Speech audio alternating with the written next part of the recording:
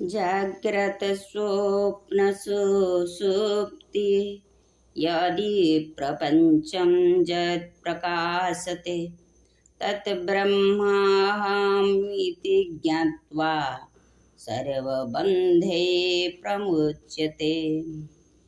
जाग्रत स्वप्न सुषुप्ति आदि प्रपंच ଯେଉଁଥିରେ ପ୍ରକାଶିତ ହୁଏ ସେ ହିଁ ବ୍ରହ୍ମ, ସେ ହିଁ ଏ ଶରୀର ରୂପୀ କ୍ଷେତ୍ରରେ ଅବସ୍ଥାନ କରିଥିବା କ୍ଷେତ୍ରଜ୍ଞ।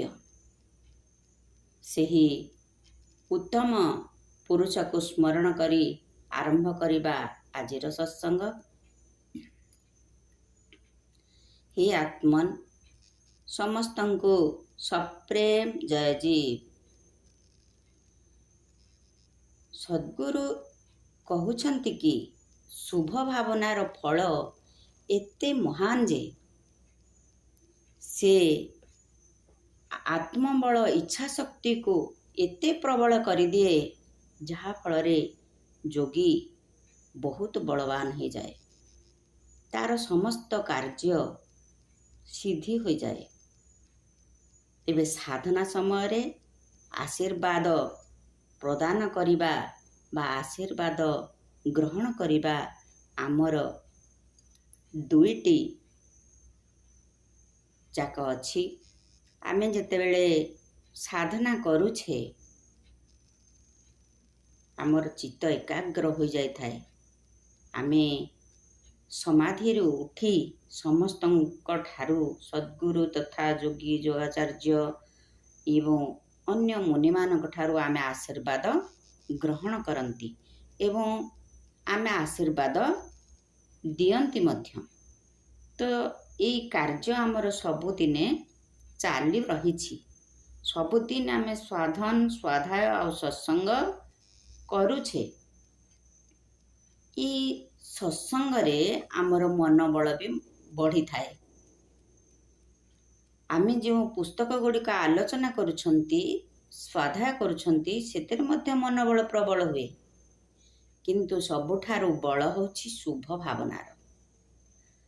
ସଦ୍ଗୁରୁ କହୁଛନ୍ତି ଯେ ଆମେ ଯଦି ଶୁଭ ଭାବନାର ବଳ ଏତେ ପ୍ରବଳ ବୋଲି ଜାଣିଲେ ଆମେ ଆଶୀର୍ବାଦ ବା ଅଭିଶାପର ବଳ ଜାଣିବା କେମିତି। ମନେ କରନ୍ତୁ ଆମେ କାହାକୁ ଶୁଭ ଆଶୀର୍ବାଦ ଦେଲେ ତ ପ୍ରଶ୍ନ ଆସେ ଆମଠାରୁ ଶକ୍ତି କ୍ଷୟ ହେଉଛି କି? ହଁ, କିଛି ଶକ୍ତି କ୍ଷୟ ହୁଏ। ତପୋବଳ କିଛି କ୍ଷୟ କରି ଆମେ ଜଣଙ୍କର ତାର ସମସ୍ୟାର ସମାଧାନ କରିଦେଲେ, ତାଠାରୁ ବିପଦକୁ ଟଳେଇ ଦେଲେ, ସେଟା ହେଉଛି ସୁଫଳ। ତୁମର କୌଣସି ଅସୁବିଧା ହେବ ନାହିଁ। କିନ୍ତୁ ଆମେ ଯଦି କୌଣସି ଲୋକଙ୍କୁ ଅଖାଦ୍ୟ ଦିଅନ୍ତି ବା ଅଭିଶାପ ଦିଅନ୍ତି, ସେ ଅଖାଦ୍ୟ ଭଳି ସେ କେବେ ଗ୍ରହଣ କରିପାରେ ନା। ଆମର ଅଧିକ ଶକ୍ତି ନଷ୍ଟ ହୋଇଥାଏ। ତପୋବଳ ଏତେ ନଷ୍ଟ ହୋଇଯାଏ ଯେ ଆମକୁ ନିଜକୁ ଦୁର୍ବଳ କରିଦିଏ। ତେଣୁ ଯୋଗୀଙ୍କୁ କେବେ ବି କାହାରିକୁ ଅଭିଶାପ ଦେବା ଉଚିତ ନୁହେଁ। ତାର ଯେଉଁ ଚାରିଟି ପର୍ଯ୍ୟାୟ ରହିଲା, ଆମର ଯେଉଁ ଯୋଗ ବଳ, ଆତ୍ମବଳ, ଇଚ୍ଛା ଶକ୍ତିର, ସଦ୍ଗୁରୁ କହୁଛନ୍ତି ଯେ କୌଣସି ଲୋକକୁ ଆମେ କେବେ ବି ଅଭିଶାପ ଦେବା ନାହିଁ। ଲୋକ ରାଗିଗଲେ ବହୁତ କିଛି କହିଦିଅନ୍ତି। ତେଣୁ ଖୁବ୍ ସଂଯମତାର ସହିତ ଯୋଗୀ ଚଳିବାର ଅଛି।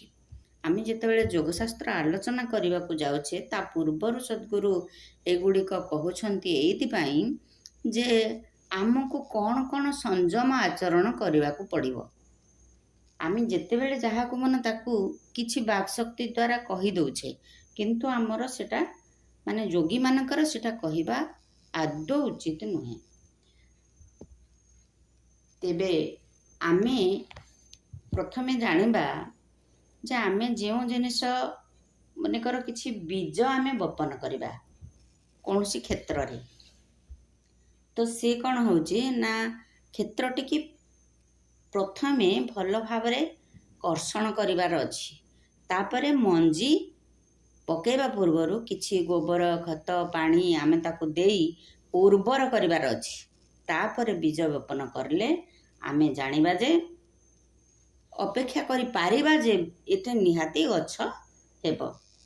ଇଦଂ ଶରୀରଂ କୌନ୍ତେୟ କ୍ଷେତ୍ରମିତି ବିଧୀୟତେ ଏତତ୍ ଯୋ ବେତି ତ୍ୱଂ ପ୍ରାହ କ୍ଷେତ୍ରଜ୍ଞଂ ଇତି ତଦ୍ବିଦଃ।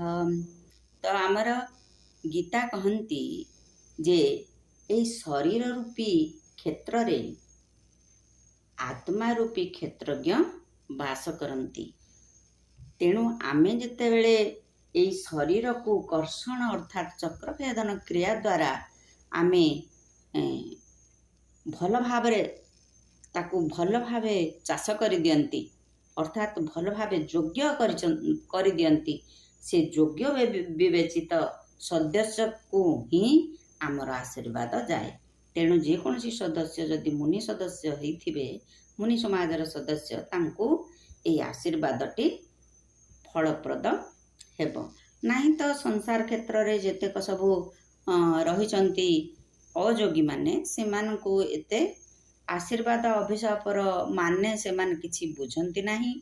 ତେବେ ସେମାନଙ୍କୁ ଏହି ଆଶୀର୍ବାଦର ଫଳ କିଛି ମିଳିନଥାଏ। ଦ୍ୱିତୀୟ କାରଣ ହେଉଛି ଆଶୀର୍ବାଦ ସମ୍ବନ୍ଧରେ ଥିବା ବିଶ୍ୱାସ। ଆମର ଯେଉଁ ଆଶୀର୍ବାଦ ଆମେ ଦେଉଛେ ତା ଭିତରେ ଆମର ବିଶ୍ୱାସ ରହିବା ଦରକାର ଯେ ଆମେ କୌଣସି ସଦ୍ଗୁରୁଙ୍କର ବାକ୍ୟକୁ ଆମେ ଯଦି ଧରିଛେ, ଆମେ ଏଇ ଜୀବାଦିତ୍ୟ ବାକ୍ୟକୁ ଯଦି ଆମେ ଗ୍ରହଣ କରିଛେ, ତାକୁ ବିଶ୍ୱାସର ସହିତ ମାନିଛେ, ତାଙ୍କର ସାଧନା କରୁଛେ, ତାର ସ୍ୱାଧ୍ୟାୟ କରୁଛେ, ତେବେ ଆମ ଭିତରେ ଗୋଟେ ବିଶ୍ୱାସ ଜନ୍ମିଯାଏ। ଆଉ ସେଇ ବିଶ୍ୱାସଟା ଯାହାର ଯେତେ ବଳବତ୍ତର, ତାର ସେତେ ଆଶୀର୍ବାଦ ଫଳ ଫଳିବ। ତେଣୁ ସେଇ ଆଶୀର୍ବାଦ ଫଳଦାୟକ ଫଳ ଗୁଡ଼ିକ ସେ ବଢ଼ିଆ ସେ ପାଇବ। କୌଣସି ବି ଯୋଗୀ ହଉ, ସମସ୍ତଙ୍କର ଆଶୀର୍ବାଦ ଗ୍ରହଣ ଯେତେବେଳେ ସେ କରିବ, ତାର ନିଜର ନିଶ୍ଚୟ ଭାବରେ ଆତ୍ମିକ ଉନ୍ନତି ହେବ। ତୃତୀୟତଃ ଆଶୀର୍ବାଦ ଓ ଅଭିଶାପର ସମ୍ବନ୍ଧରେ ମନର ଭାବନା ଯାହାକୁ ତାକୁ ପ୍ରାପ୍ତ ହେବ, ଯାହା ଶୁଣାଇବା କି ଦିଆଯାଏ ଅନ୍ୟକୁ ପ୍ରାପ୍ତ ଆମେ କରନ୍ତି, ତତ୍ତ୍ୱକୁ ମୁଁ ବିସ୍ତୃତ ଭାବରେ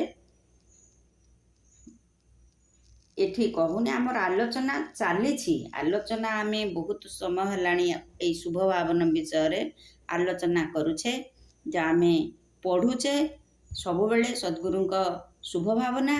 ତ ସମସ୍ତ ଶୁଭ ଭାବନାର ଫଳ ଯେତେବେଳେ ବିଶ୍ୱାସର ସହିତ, ଭାବନାର ସହିତ ଆମେ ଗ୍ରହଣ କରନ୍ତି, ନିଶ୍ଚୟ ଆମର ଉନ୍ନତି ହୁଏ। ସଂସାର କ୍ଷେତ୍ରରେ, ଶରୀର କ୍ଷେତ୍ରରେ, ସ୍ୱାସ୍ଥ୍ୟ, ଆୟୁ, ବଳ ଆମର ସମସ୍ତ ବୃଦ୍ଧି ପାଏ। ଯେମିତି ଭୋକିଲାକୁ ଅନ୍ନ ଦିଆଯାଏ, ଶୋଷିଲାକୁ ଜଳ ଦିଆଯାଏ, ସେ ପରିତୃପ୍ତର ସହିତ ଖାଏ, ସେମିତି ଆମର ମୁନି ସଦସ୍ୟମାନେ ସମସ୍ତେ ଆଶୀର୍ବାଦ ନେଇ ବହୁତ ଖୁସିରେ ସେ ଆଶୀର୍ବାଦ ଗ୍ରହଣ କରନ୍ତି, ଆଉ ଅନ୍ୟକୁ ପ୍ରଦାନ ମଧ୍ୟ କରନ୍ତି। ସେଇଭଳି ଭାବରେ ଯେତେବେଳେ ସେ ମୁନି ସମାଜ ଗଢ଼ିଥିଲେ ସଦ୍ଗୁରୁ, ତାଙ୍କର ବିଶ୍ୱାସ ଆଉ ମନୋବଳ ଏତେ ଦୃଢ଼ ଥିଲା, ସେ 4 ଜଣଙ୍କ ମୁନି ନେଇକିରି ସେ କହିଥିଲେ ଅଖିଳ ଭୂମଣ୍ଡଳ ସର୍ବଶିରୋମଣି ମୁନି ସମାଜ।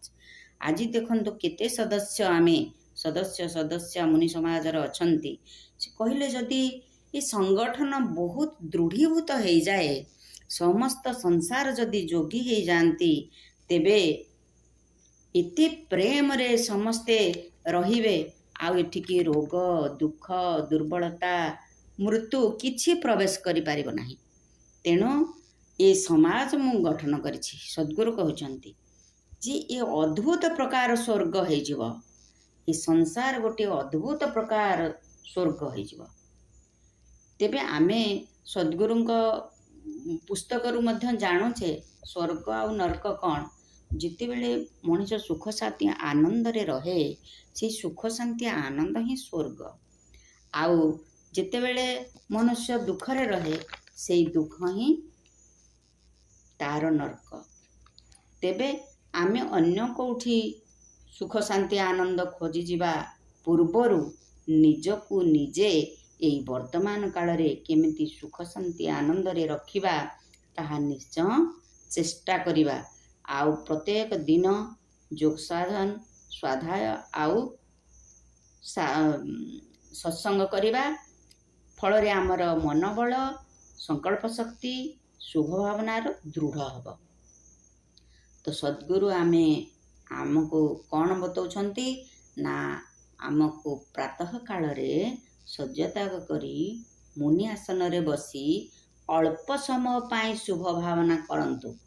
ଆପଣ ଯାହା ଚାହୁଁଛନ୍ତି, କାରଣ ବିଚାର ସେତେବେଳେ ଆମର ନଥାଏ, କୌଣସି ବିଚାର ନଥାଏ। ତେଣୁ ଏହି ସମୟରେ ଆମର ଯାହା ଆମେ ଇଚ୍ଛା କରୁଛୁ ପ୍ରାପ୍ତ କରିବା ପାଇଁ, ଯଦି ଆମେ କରିବା ନିଶ୍ଚୟ ପାଇବା।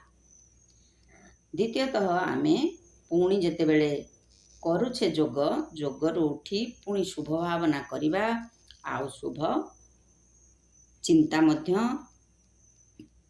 ନିଜେ ଯେଉଁ ଇଚ୍ଛା ଶକ୍ତି ଦ୍ୱାରା ପ୍ରୟୋଗ କରିବା, ଅନ୍ୟକୁ ଶିଖିବା। ଯେଉଁ ଆଶୀର୍ବାଦ ଯୋଗରେ ଅନ୍ୟକୁ ଆଶୀର୍ବାଦ ଦେବା ଆଉ ସଦ୍ଗୁରୁ ତଥା ଅନ୍ୟ ଯୋଗୀ ଯୋଗାଚାର୍ଯ୍ୟଙ୍କ ଠାରୁ ଆଶୀର୍ବାଦ ଗ୍ରହଣ କରିବା, ଏ ହେଉଛି ଆମର ସାଧନାର ପର୍ଯ୍ୟାୟ। ତେବେ ପୂର୍ଣ୍ଣ ସୁଖୀ ସ୍ୱତନ୍ତ୍ର ଆଉ ଜୀବନମୁକ୍ତ ମାର୍ଗ ସଦ୍ଗୁରୁ ଆମକୁ ଦେଖାଇଛନ୍ତି। ଆମେ ଏତେ ଗୁଡ଼ିଏ ଶୁଭ ଭାବନା ଆଉ ଆଶୀର୍ବାଦ ଅଭିଶାପ ବିଷୟରେ ଆଲୋଚନା କରି କରି ଆସୁଛେ, କାରଣ ସଦ୍ଗୁରୁ ଏଗୁଡ଼ିକୁ ଆଗ ଦେଖାଇଲେ, ଶିଖାଇଲେ ଆମକୁ ଯେ ଆମେ ଯୋଗ ଆଡ଼କୁ ଯିବା। ଏବେ ଆଜି ପାଇଁ ସତ୍ସଙ୍ଗକୁ ଏଇଠି ରଖିବା। ଆଉ ସବୁଦିନେ ସ୍ୱାଧ୍ୟାୟ ସତ୍ସଙ୍ଗ ଆଉ ସାଧନ କରି ଆମେ ପୂର୍ଣ୍ଣ ସୁଖ ଶାନ୍ତି ଆନନ୍ଦକୁ ଉପଭୋଗ କରିବା। ସପ୍ରେ